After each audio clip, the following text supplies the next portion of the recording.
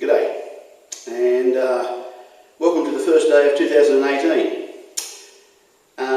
On the blog a few weeks ago I said I was going to write about how I hand-laid tracks, so I thought rather than write it out I might try doing a couple of videos because,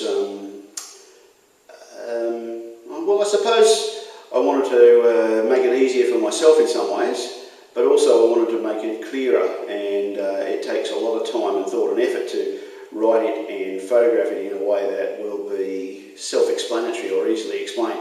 So what I'm going to do is I'm going to make a point and or a switch, and I'm going to do that over about 2 or 3 or 4 episodes of short videos. Well, hopefully they'll be short.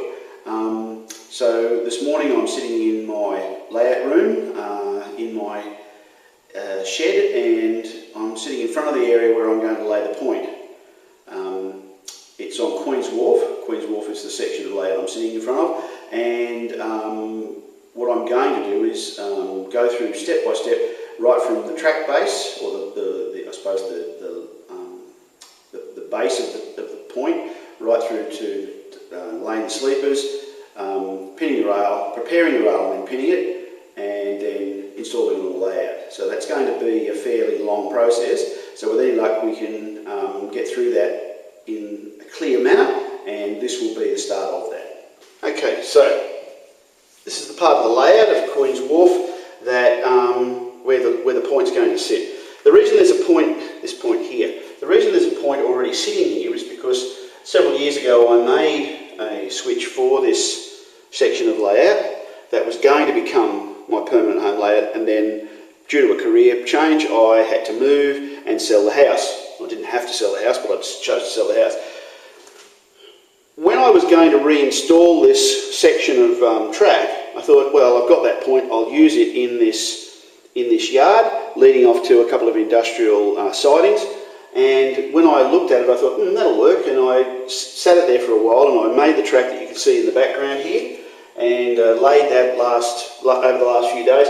But when I took a closer look at this, I realised that this piece of rail, this rail here, is code 100, and the point is made from code 125. Now, while that wouldn't have been a major issue, like a lot of modelers, I like to keep my sidings, if I can, to a slightly lighter rail, and my plan was to lay code 100 rail through here.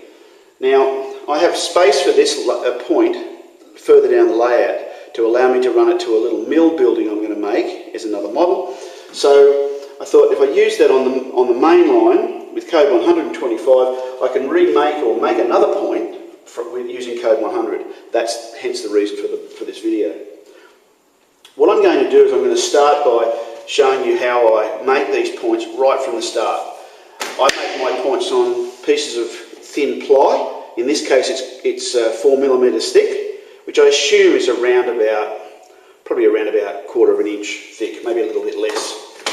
The sleepers, or the ties, are made of wood from Kepler in the US, and they're supplied by a company called, in Australia, called Guida Valley Models. I get my sleeper material, both my standard sleepers that you can see in this track over here, and the longest material, which is cut to the same dimensions, just in long lengths, 2 foot or 600mm lengths. I get that all from Guida Valley Models. What I'll do now is I'll take this point, and I'm planning to turn the base of this point into two, I suppose, blanks made from ply. One will form the basis of I suppose, a jig or a drawing pattern, so I can make more points later from the same piece of material, and one will form the base of the point that's going to go in this spot. Okay, I'm downstairs in my workshop where I do most of my dusty cutting and woodwork. What I've done is I've taken this point, which will be used in another spot in the layout, and I've used it as I suppose, as a pattern to draw around 2 spots on a piece of 4mm ply that I have sitting in the workshop. This this ply is from, I bought it at Bunnings. It's a small panel, probably I think 600mm possibly by 1.2 or 900mm by 600mm, something like that. But it's 4mm thick, and they call it project panels. Now, it's quite expensive to buy it that way compared to buying a big sheet, but I haven't got a trailer that will allow me to transport a big sheet, so I tend to use these smaller panels because it's more convenient.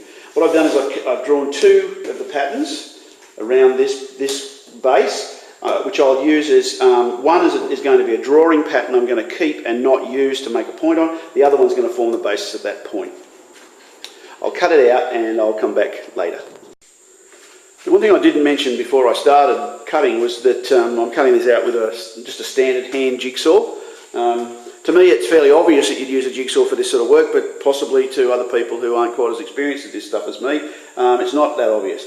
What I'm doing basically is just running around the pencil lines with the jigsaw in a fairly rough manner. I'm not too worried about staying exactly on the line or inside or outside the line. There's a bit of give in these templates, and I'm not taking a great deal of notice of the lines hugely. But what I am doing is I'm making sure that I get it cut out reasonably closely to the line, and I'll dress up the edges with with other tools. For instance, a miter saw to cut the ends off, and probably a small hand plane or something like that to cut I suppose smooth and round over the edges, because I want the edges of this timber to mirror the shape of the ballast line when I lay the ballast on the points later. Okay.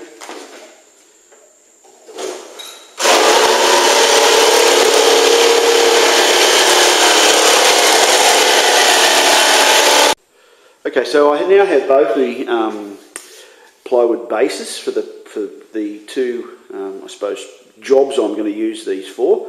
One is the point that I'm going to lay with rail and sleepers on top of the furthest one near the edge of the table there, and the one that's a bit closer that has slightly shorter is going to form the cutting template.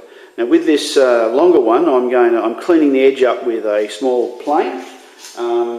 Not so much because I couldn't do it with other things, a rasp or a piece of even rough sandpaper or something, but this plane is nice and sharp, and I know how I'm using it, so I'm just using it to just ever so slightly round over the edge. I'm taking off a lot less than a millimetre with each swipe, just to give me a little bit of a round over edge, and on this inner side just do the same thing. Now, of course, with this one, as this is going to be a drawing template, I'm not going to do the round over because I want a straight, smooth edge, or a clean, smooth edge. What I'll do is I'll clean this up with sandpaper, and I'll write template on it with a texture of some sort, and that will be used then as a drawing template if I want to make some more points later. The other thing about this, of course, is that it can be a left or a right-handed point simply by turning it over. Okay. Here we have the three, I suppose, different rolls for these bases. There's the point on the right hand side, made from code 125 rail. There's the new track base I'm going to make a code 100 rail point on, and this is the drawing template I'm going to use later. I've been telling myself for years I was going to use one of these bases as a drawing template, because once you've laid these on the track, sorry, on your layout, and put ballast over it, it's a bit difficult to use it as a drawing template. Excuse me. So this will be set aside somewhere, and as you can see, I've written drawing template written on it, and it's a number 6 point. One of the things I didn't mention as to why I'm using 4mm plywood for my point bases. Well, for me, there's nothing worse than the neck you get from spiking rail over a layout. Almost nowhere on the layout is it ideal to spike rail, so I build my points and my track, both curved and straight, on pieces of plywood. 4mm plywood is about the thinnest plywood you can get at the local hardware store. You can get 3mm as well, but 4mm is about the thinnest you can get before you start getting into specialist or really thin, narrow, really thin specialist types of plywood that cost an absolute fortune. This stuff is readily available, fairly cheap, reasonably consistent. I don't use MDF because MDF will swell and it will ruin your track work. So points are made by me a bit like set track points. I make them up on these blanks. I do it inside in the comfort of either a heated or a cooled room. I do it over a workbench, and while my neck still gets sore from bending over it, nowhere near as bad as it would be as if I was leaning over my layout. So what I'm going to do now is take this inside into my workroom. I'm going to lay a paper template, which you can see on the other point over the top of it, and then I'm going to start cutting up the sleepers to lay on it. Okay, I've got most of my track laying materials in front of me, and these are things I tend to use mostly as I build a piece of plain track, curved or straight, or points. The two types of sleeper timbers I use are these sleepers, standard length 9-foot sleepers, which are a special item, Kappa item that Guida Valley Models gets made up, especially for 7mm modelers. They're not standard items that you can just buy off the website from Kappa, so you need to go to Guida Valley Models, and they're especially cut to be the right length and thickness, width for a New South Wales sleeper, but they're also thicker than the real thing because they are made to match in height a Pico point or Pico track. The sleepering material is this stuff here, exactly the same dimensions as these smaller ones, but in 2-foot or 22-inch long pieces, so they're not quite 600mm. When I make a normal point from scratch, out of code 125, I will use a Fast Tracks jig, which is a number 6, which matches the point, and this one is for code 70 to code 100, but if I'm making it a code 125, I will tend to, obviously I will use a code 125 jig for filing up the point frogs. But because I am making out of code 100, I actually have some of these little cast brass frogs that I made the pattern for well, originally for Waratah Models, whose range is now owned by Model-O Kits. Now I'm not sure what these retail for, but when I made the pattern for these, I got a few of them. I've got about 7 or 8 of them here. I've got an original version. This is a much longer version, which costs a lot more to cast, so we made a smaller version. And for the first time ever, I'm actually going to try making a point using one of these, and we're going to see how it goes. What it will do is it will allow me not to have to file up the frog from rail, because I've already got the cast version here.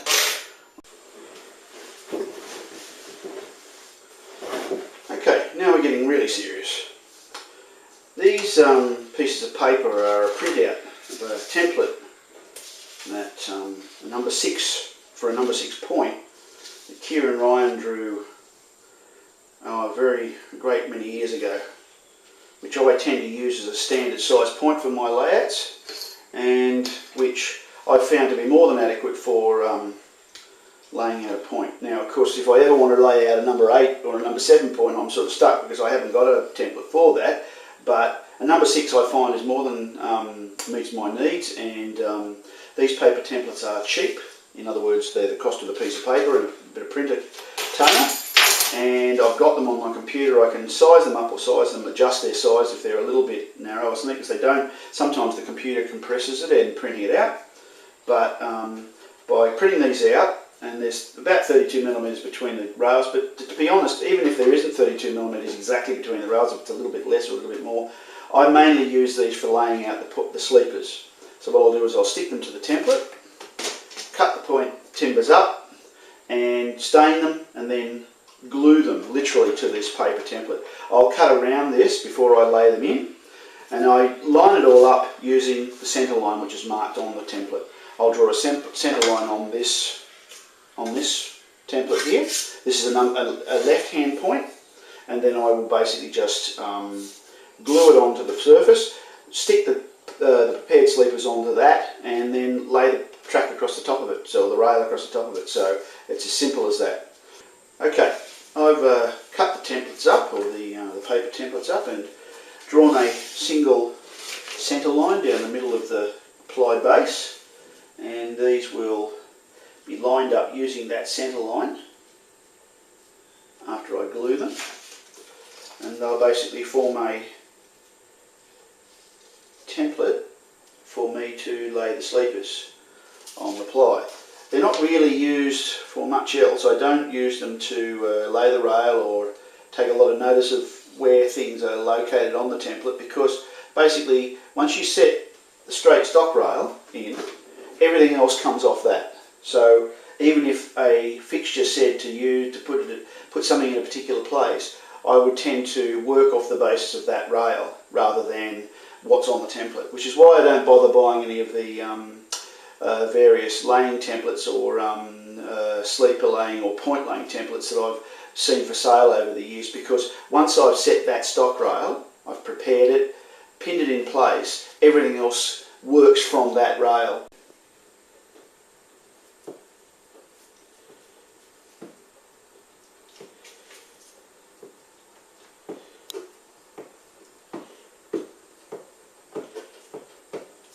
So just using the glue stick, ship that out of the way, so that's the backing paper, and take the centre line of the paper, line it up with the centre line on the base, track base, probably got my arm in the way, basically stick it down like that. And that's pretty much all there is to it. Once I've done that, I'll do that piece and the next piece and go from there. Okay, now we're up to cutting the sleepers up for the point that I'm building out of this long sleeper material, and I'm using the template on the track base as a cutting guide, so I'm simply going along, you can see this, finding the next sleeper I want to cut, making a mark, just making a mark that I've taken that one, and then just cutting it up with this handsaw, putting it into this packet, or this container. These sleepers are, when they go in here, are just mixed. I will just determine which ones go where when I have stained them and they're dry, but I'll dress these up a little bit by just filing the edges a bit to make sure they're smooth. I'll score one side or one face of them with this saw to make some grain marks, then stain them, let them dry, and then glue them with PVA onto this template. And then after that, I'm essentially ready to start laying the rail. Everything's done from there. Again, it all comes back to these centre lines. This is the critical part. As long as the centre lines are marked on there, I know exactly where the sleepers are meant to go, because what I'll do is I'll use this as a guide, but I'll also use centre lines on the shorter sleepers to set those in place. Alright, now we have the pile of sleepers that were cut to fit that cutting template on the track base, and each one is fairly smooth and clean, but it does need a little bit of dressing up. Just get a little bit of wet, just sandpaper, just cheap sandpaper. That's 100 grit, just to clean up where I've sawn the edge. And each one I tend to just drag a razor saw down one face. You can't see that now, but once it's stained, it will come up and just give a little bit of relief to that front top. It's well over scale, that grain pattern, but I like the fact that it gives a little bit of relief. So I'll just work my way through this pile of sleepers and just repeat this exercise until I'm done.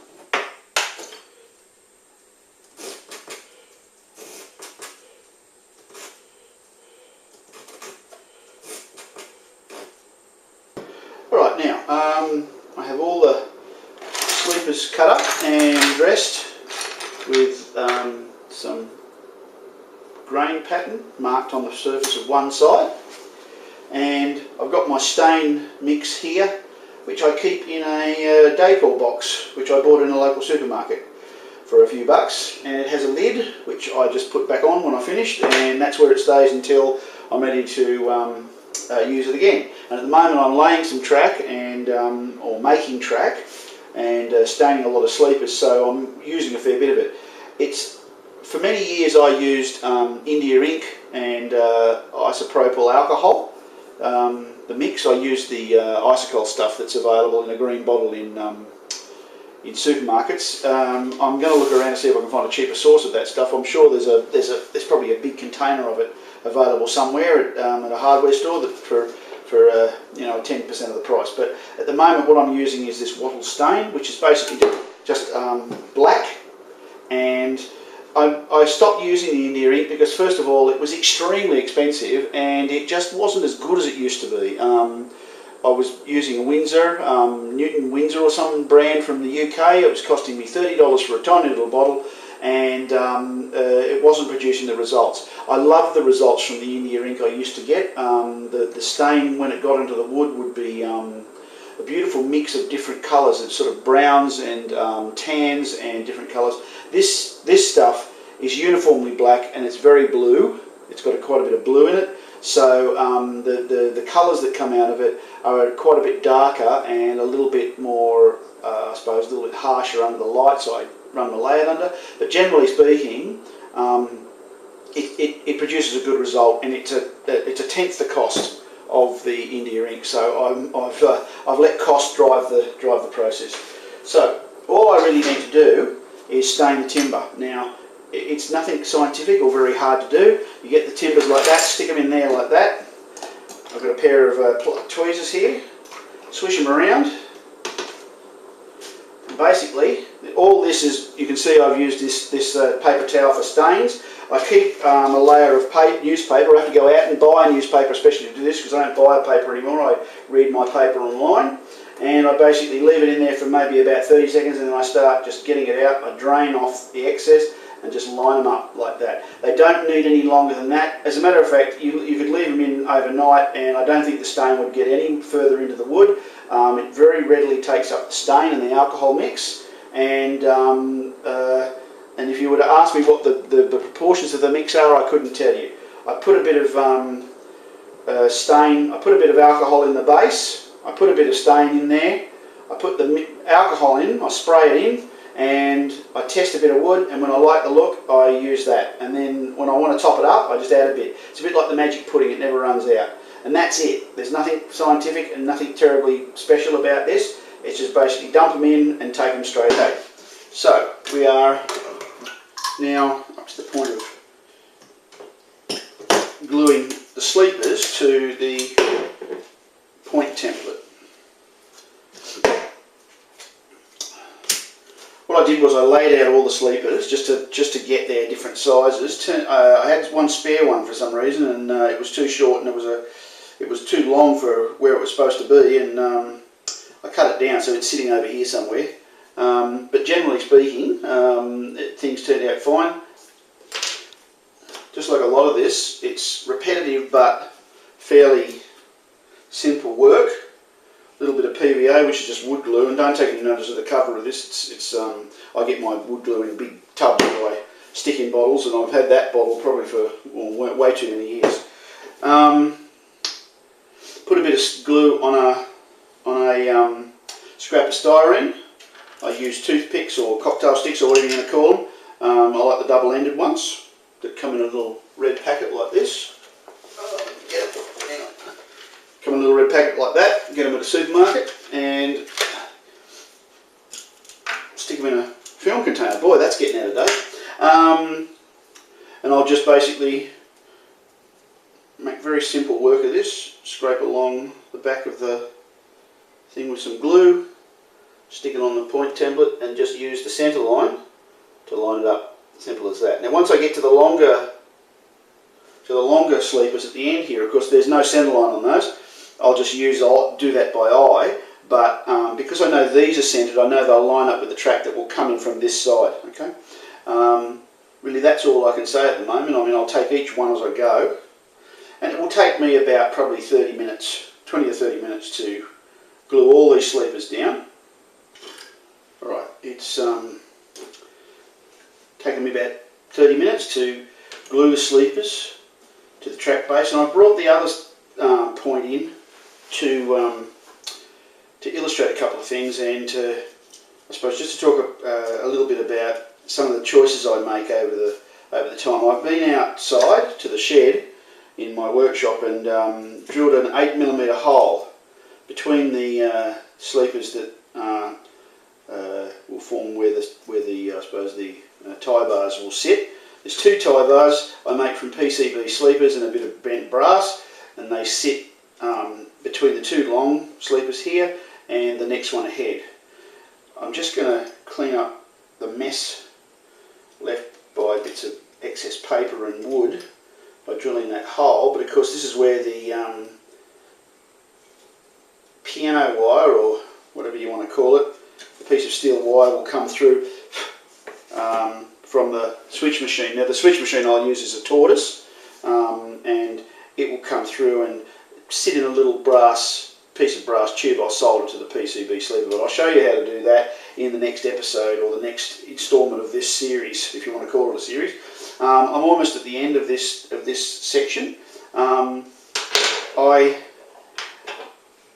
put a lot of sort of, suppose, time into this base, almost as much as it will take me to make the lay all the track. It takes a little bit of time to just get the base ready and make sure everything's where you want it.